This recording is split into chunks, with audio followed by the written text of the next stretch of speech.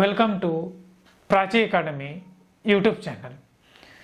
पिछले 10+2 के फिजिक्स के क्लास में हम लोग यूनिट एंड डायमेंशन का चैप्टर देख रहे थे, जिसके अंतर्गत हम लोग यूज ऑफ डायमेंशन मैंने डायमेंशन का यूज कैसे करेंगे, जिसमें से फर्स्ट यूज हमने देखा कन्वर्सन ऑफ यूनिट और सेकंड यूज देखा हमने रिलेशन अमंग टू और more than two physical quantities, एक दूसरे से डायमेंशनली कैसे कोरिलेट होते हैं। इसके बाद जो थर्ड यूज है मेरे भाई, वो है हमारा to check the dimensional correctness of a given physical equation. अगर कोई फिजिकल इक्वेशन दिया हुआ है तो वो डायमेंशनली करेक्ट है कि नहीं, इसको पता करने के लिए भी हम लोग डायमेंशन फॉर्मूला का यूज करते हैं। तो देखिए क्या होता है मेरे भाई, एवरी फिजिकल इक्वेशन, ध्यान दीजिएगा, every physical equation should be dimensionally balanced. Dimensionally balanced कहने का मतलब, अगर कोई फिजिकल इक्वेशन है तो उसका जो LHS पार्ट होता है और उसका जो RHS पार्ट होता है, LHS और RHS पार्ट का दोनों का डायमेंशन हमारा सेम होता है, जो इसी को कहते हैं dimensionally balanced. And this principle is called principle of homogeneity. और इसी प्रिंसिपल को हम लोग क्या कहते हैं, प्रिंसिपल ऑफ होमोजेनिटी कहते हैं। अब देखिए, the dimension of each term on the both side of a equation must be same. On this base we can जज whether a given equation is correct or not, but a dimensionally correct equation may or may not be physical correct।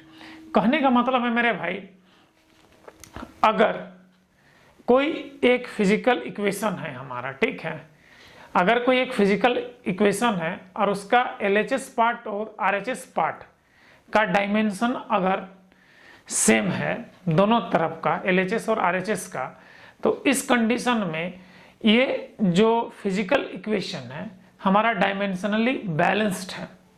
और अगर LHS और RHS का dimension formula अगर same नहीं है तो ये इक्वेशन डायमेंशनली अनबैलेंस्ड है। तो इससे हम लोग डायमेंशनली करेक्टनेस का चेक कर सकते हैं। लेकिन कोई भी इक्वेशन अगर डायमेंशनली करेक्ट हो जाए तो फिजिकली ये करेक्ट होगा, ये कहना गलत है, क्योंकि जो कांस्टेंट की वैल्यू होती है वो डायमेंशनली कंडीशन में नहीं देता है। जैसे कि डायमेंशन से अगर चेक करेंगे तो जो कांस्टेंट k की वैल्यू आती है वो k की वैल्यू फाइंड आउट नहीं होता है, उसको हम लोग फिजिकल कैलकुलेट करते हैं। मतलब अगर कोई फिजिकल इक्वेशन अगर डायमेंशनली बैलेंस्ड है तो जरूरी नहीं होता है कि फिजिकली वो इक्वेशन करेक्ट ही होगा, डायमेंशनली करेक्ट होगा लेकिन फिजिकली करेक्ट नहीं होगा। तो ध्यान दीजिएगा, उसको एक हम लोग एग्जांपल के हेल्प से समझते हैं। ध्यान दीजिएगा, so that the expression of time period t, ने कि एक टाइम पीरियड का एक्सप्रेशन दिया हुआ है of a simple pendulum of length is given by t equals to 2π√L/g is dimensionally correct. ये पूछ रहा है कि ये डायमेंशनली करेक्ट है क्या। तो ध्यान दीजिएगा, t इक्वल्स टू 2π√L/g लिखे हम लोग, और इसका जो LHS पार्ट है टाइम पीरियड है हमारा। LHS पार्ट क्या है हमारा, टाइम पीरियड है। तो डायमेंशन ऑफ LHS पार्ट, तो dimension of LHS part, time हमारा एक फंडामेंटल फिजिकल क्वांटिटी है। तो फंडामेंटल फिजिकल क्वांटिटी कितने हैं हमारे, 3 हैं। लेंथ है, मास है, टाइम है, इलेक्ट्रिक करंट है, थर्मोडायनामिक्स टेम्परेचर है, लुमिनस इंटेंसिटी है और अमाउंट ऑफ सब्सटेंस है। तो उसमें से एक फंडामेंटल फिजिकल क्वांटिटी क्या होता है, टाइम होता है, इसलिए इसका जो डायमेंशन होगा m0 L0 t। उसके बाद RHS पार्ट का जो डायमेंशन निकालेंगे तो 2π√L/g। तो 2π जो है हमारा डायमेंशनलेस कांस्टेंट है। ध्यान दीजिएगा, ये जो 2π कांस्टेंट है ये डायमेंशनली ड्राइव्ड नहीं होता है, इसीलिए कह रहे हैं कि डायमेंशनली बैलेंस्ड इक्वेशन कोई जरूरी नहीं है कि वह फिजिकली करेक्ट ही हो। करेक्ट हो भी सकता है, करेक्ट नहीं भी हो सकता है, ठीक है। तो भाई अब 2π हमारा क्या है, एक डायमेंशनलेस कांस्टेंट है, तो इसका तो डायमेंशन नहीं होगा। तो अब आप किस में आ जाएगा, L/g।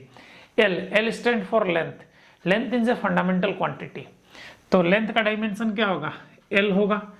उसके बाद जी हमारा एक्सेलरेशन ड्यू टू ग्रेविटी होता है। जी हमारा क्या होता है? Acceleration due to gravity. और इसका जो डायमेंशन होता है LT इनवर्स 2 होता है। तो भाई L से L क्या हो जाएगा? L0 हो जाएगा, और ये ऊपर जाएगा तो T का स्क्वायर का रूट। तो फाइनली डायमेंशन क्या निकलेगा? M0 L0 T0 निकलेगा। तो देखिए RHS पार्ट का डायमेंशन भी क्या निकला? M0 L0 T0, और LHS पार्ट का भी डायमेंशन आपका क्या निकला? M0 L0 T। T0 नहीं है, T है दोनों में, देखिए ठीक है, दोनों का डायमेंशन क्या हमारा सेम है। तो ये जो T equals to 2 pi under root L/G, इसका LHS पार्ट का डायमेंशन और RHS पार्ट का डायमेंशन क्या होता है? हमारा सेम आता है। तो इसलिए ये जो इक्वेशन है T equals to 2 pi under root L/G, ये डायमेंशनली करेक्ट है। और 2 पाई अगर कांस्टेंट हम लगा देते हैं तो ये इक्वेशन हमारा क्या हो जाएगा? फिजिकली करेक्ट होता है। 2 पाई एक प्रैक्टिकल वैल्यू है। इसके बाद जो हम लोग यहाँ पे देखे थे, प्रिंसिपल ऑफ होमोजेनिटी का एक लाइन आया था, तो ध्यान दीजिएगा, principle of homogeneity of A dimensions. तो प्रिंसिपल ऑफ होमोजेनिटी का मतलब है, ध्यान दीजिएगा, this principle state that the dimension of all terms in a physical expression should be same. मतलब यहाँ पे है मेरे भाई, अगर कोई एक फिजिकल इक्वेशन दिया है तो उसका जितना भी टर्म होगा उस सारे टर्म का जो डायमेंशन होगा वो सेम होगा LHS पार्ट के। ठीक है, जो हमारा LHS पार्ट में होगा और RHS पार्ट का जो टर्म होगा सबका डायमेंशन क्या होगा? हमारा सेम होगा। जैसे कि अगर देखा जाए एक कोई फिजिकल एक्सप्रेशन है, जैसे कि ये हमारा सेकंड लॉ ऑफ इक्वेशन जो है S, second law of motion का जो इक्वेशन है S equals to ut plus half AT square.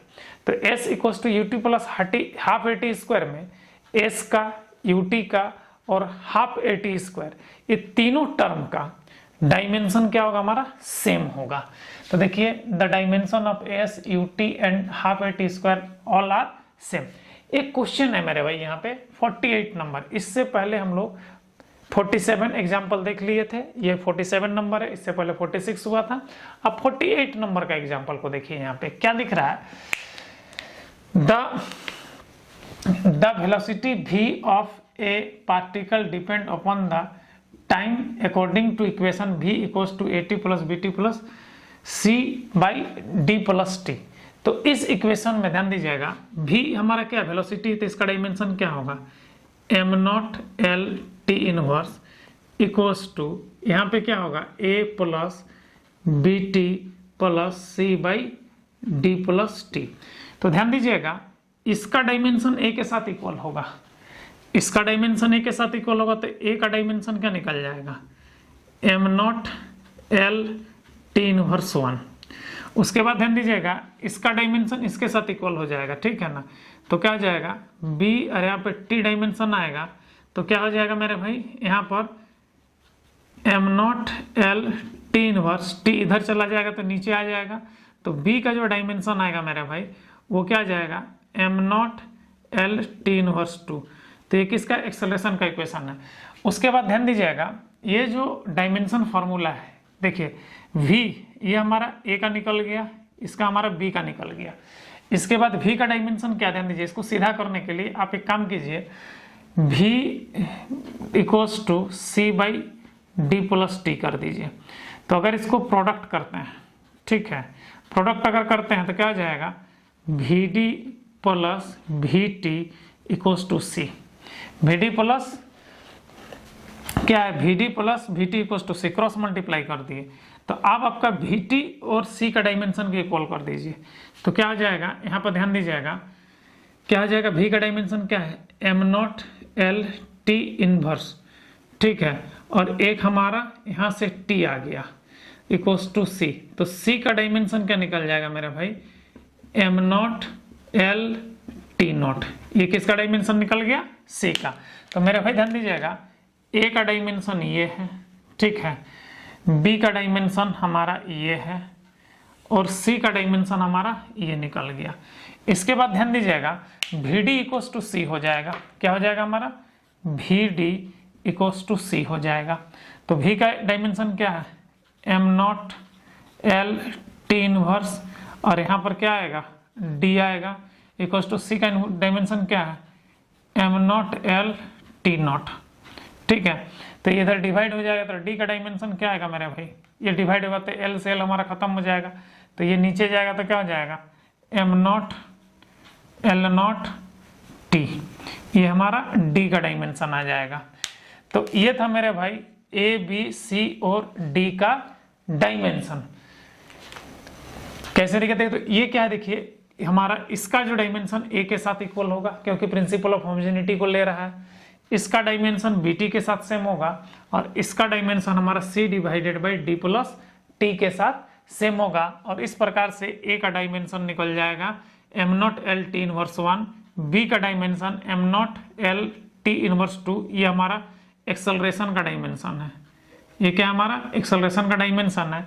उसके बाद यहाँ पे इसको क्रॉस मल्टीप्लाई देखो v equals to C by D T कर दिए तो equals to V cross multiply V D plus V T equals to C, तो हमारा V T equals to C कर दिए तो सी का डायमेंशन हमारा निकल गया M naught L T not.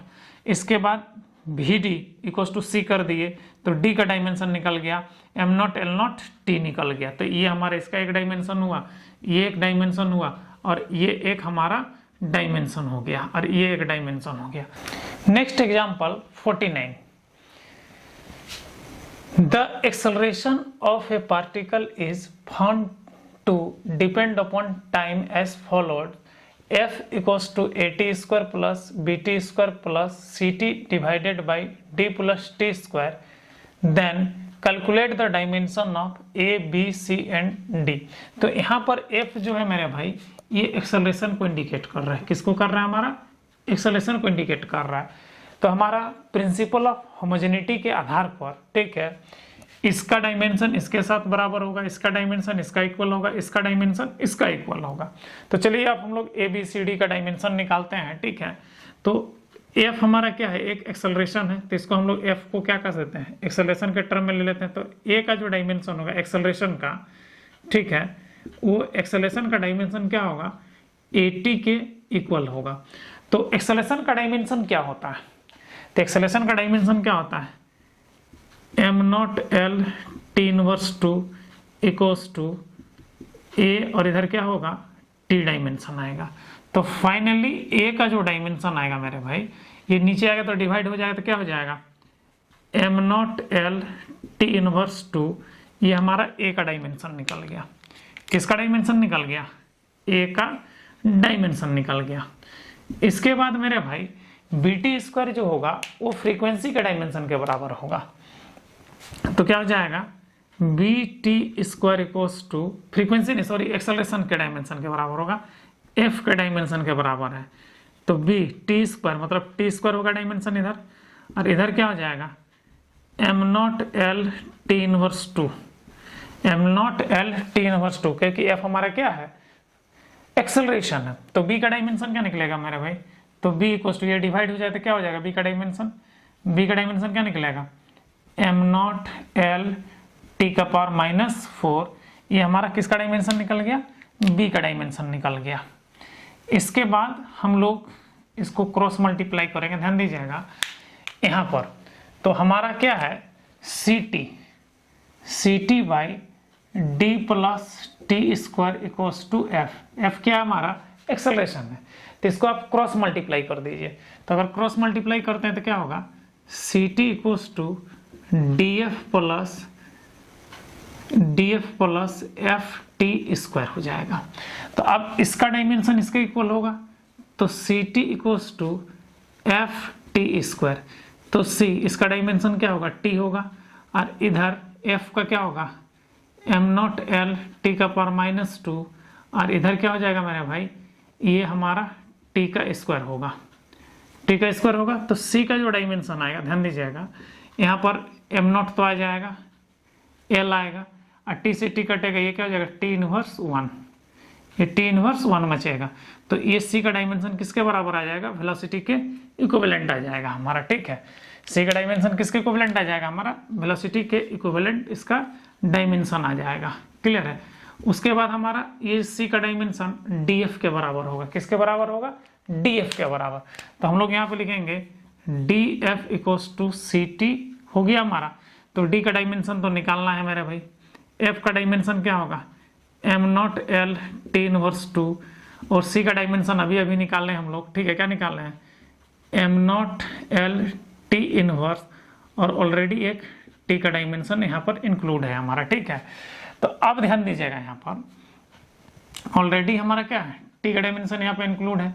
तो अब इस कंडीशन में ध्यान दीजिएगा, तो d का जो डायमेंशन निकलेगा, तो d इक्वल्स टू m से m खत्म है तो m0 हो गया, l से l खत्म है तो l0 हो गया, यहाँ से t से t खत्म है, ठीक है। तो क्या हो जाएगा, t का पावर 2 हो जाएगा, क्या कि ये तो हमारा डिवाइड होगा, ठीक है। ये हमारा डिवाइड होगा तो t का पावर 2 ऊपर आ जाएगा।